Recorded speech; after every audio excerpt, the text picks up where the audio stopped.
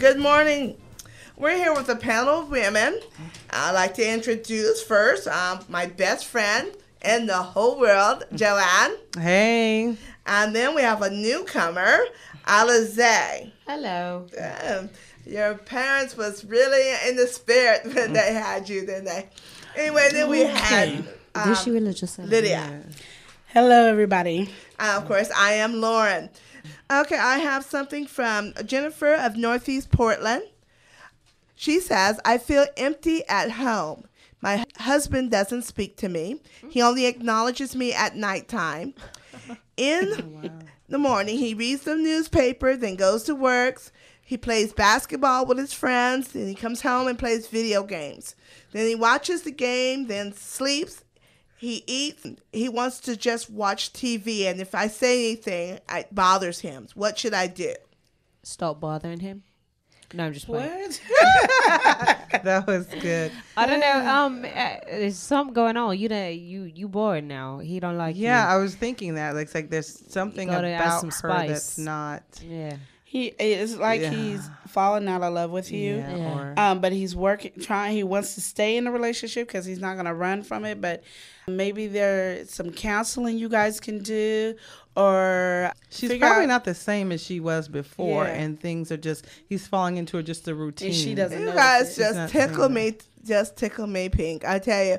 You know what, Jennifer of Northeast Portland? Sometimes guys just want to do their thing. It has nothing to do with you. I think sometimes they just want to read the newspaper. Lauren, do you have a man? No, but still, sometimes that happens. But Lauren, that doesn't just happen. Yes. If he's the only time he's looking at her, even want to conversate or do anything, is at nighttime when it's time to. They've been probably been together, Jennifer, how long? Probably, for years?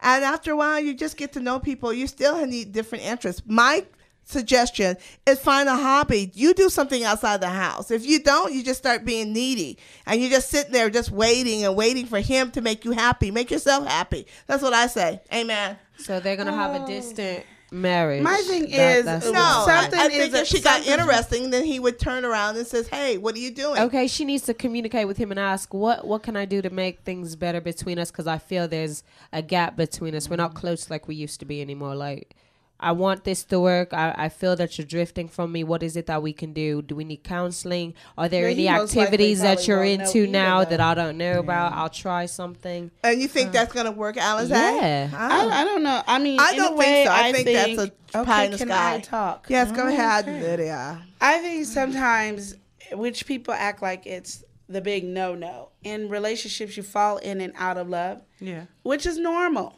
But sometimes we change as women and don't realize that we changed. And we can either be too needy and that can get on his nerves, or we're too busy. And so it could be either way. It depends on what the situation is. You might need counseling. I mean, the letter that you're giving us is only your side. If we don't know what's really going on, it could be a plethora of things. So you might need counseling. Okay, from Lydia, you may need counseling. Joanne, what do you think?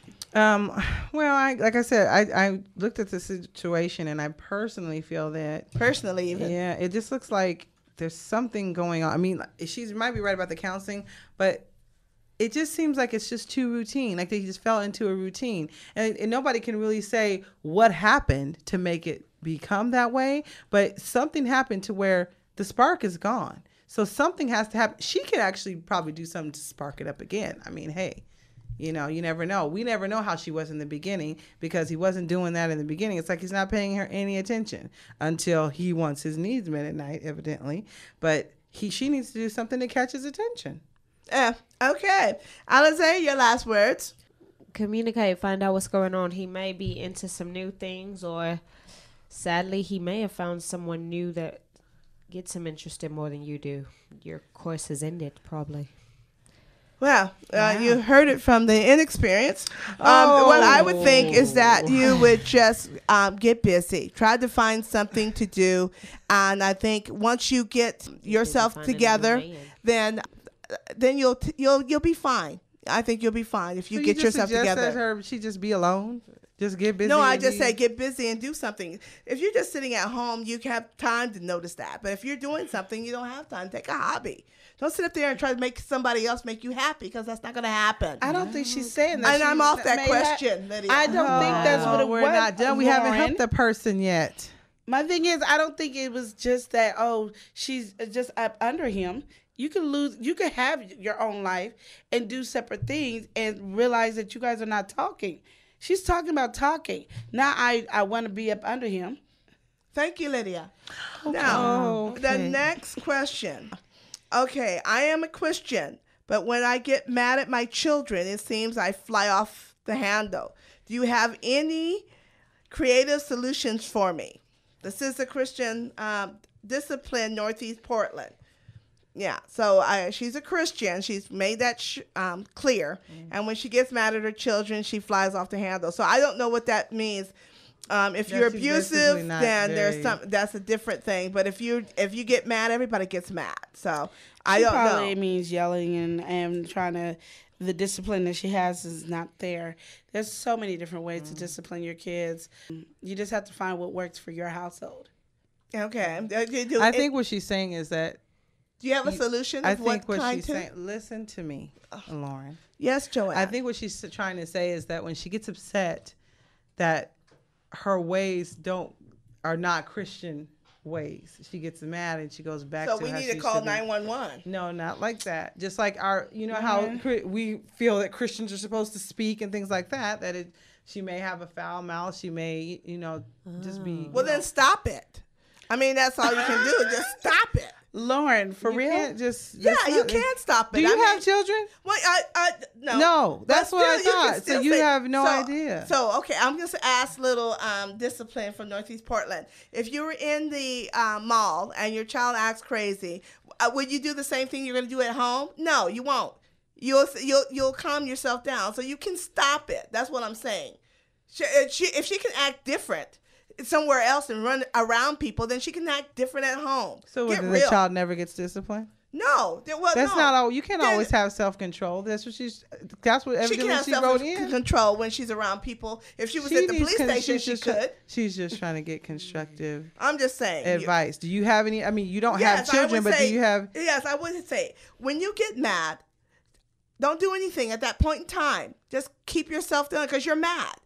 After you calm down, then go over to your child, and then you'll have the appropriate discipline for that child. Now, of course, if he's running or she is running out in the middle of the street, you want to yank them back, and you want to give them something that they can remember, because that's dangerous. But if they spill milk or whatever the case may be, think about it before you get mad and do something you regret. But I'm saying that because if they were in public, they would act like she would act like a Christian. I'm just saying. Just saying. What do you think, Alize? And Alize, how did you come by that name? Alize. That is not. Isn't that a drink? I don't believe we're on the next question, so I'm not go going to ahead, answer Alize. that. Go ahead. What would you say? But discipline-wise, I mean, I don't know. I'm getting kind of confused because you guys are talking about like Christian ways of discipline. I didn't know there was a set Christian way versus a secular way of discipline. I don't know what she said. She said, "I'm a Christian." She made that point. So she said, but she gets I think mad like at her what children. Joanne was saying, basically, she probably maybe cussing. Yeah, or that's something what I like was that. thinking. So she's trying to ask if take some anger management classes. Well, the yeah. anger, no, I understand that. Alice, I can see that. Because if it is Little something Johnny, like that, hold she's up. I'm flying taking off the handle. anger management #1. And when I come back, we're going to deal with that. I don't think it's like that. I think it's just when you're at home and you're doing something and your kids are acting up, it's easier for you to go back into ways of just cussing, because it seems like sometimes when you're cussing or you're yelling, you're getting more of your point across than when you're trying to be Miss Nice person, like, ooh, hoo, hoo.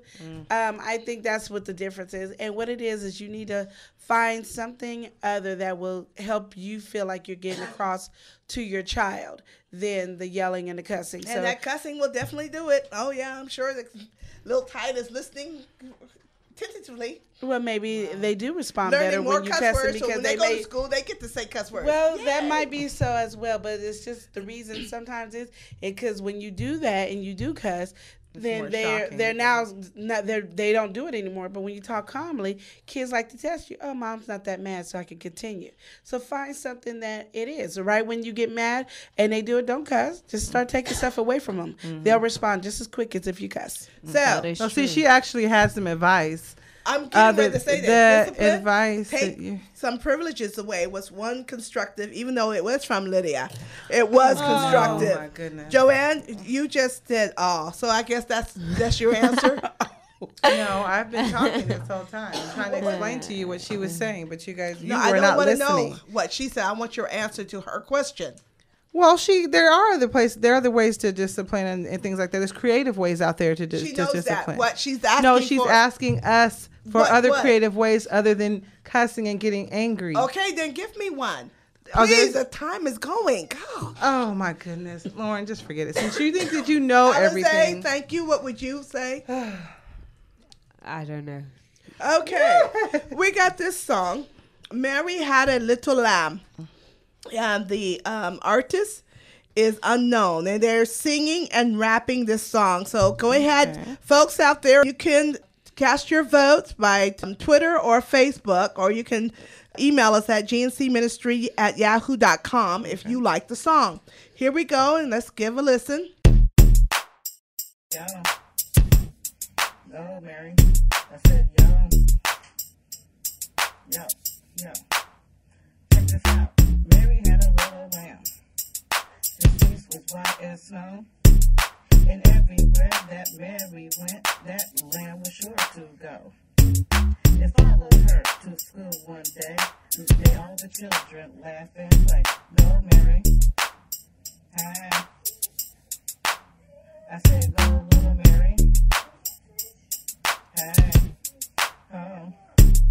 Mary had a little lamb whose face was white as snow. And everywhere that Mary went, that lamb was sure to go. Go, Mary. Mary had a little lamb, little lamb, little lamb. Mary had a little lamb whose face was white as snow. Go, Mary. Mary had a little lamb, little lamb, little lamb. Mary had a little lamb whose face was white as snow. Mary, Mary. I said, Mary, Mary, with her little lamb.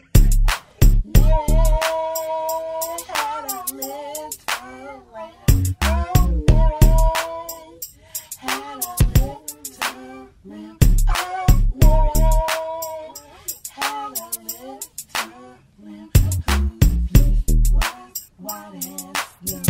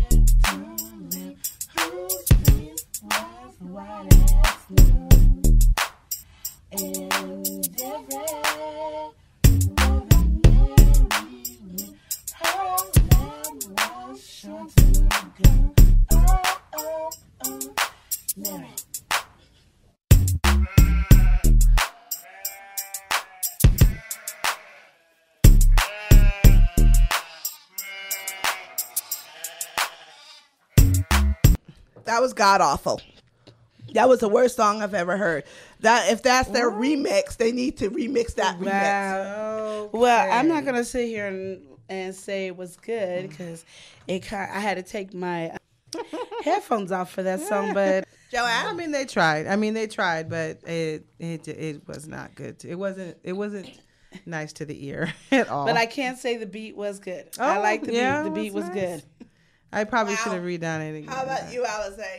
You're the youngest. You probably liked it, right? That was a complete waste of their time. Wow. Yeah. All right. You guys can please email GNC with your questions or your music to be on the show at gncministries@yahoo.com, or just look GNC Ministries up on Twitter or Facebook to register your music votes.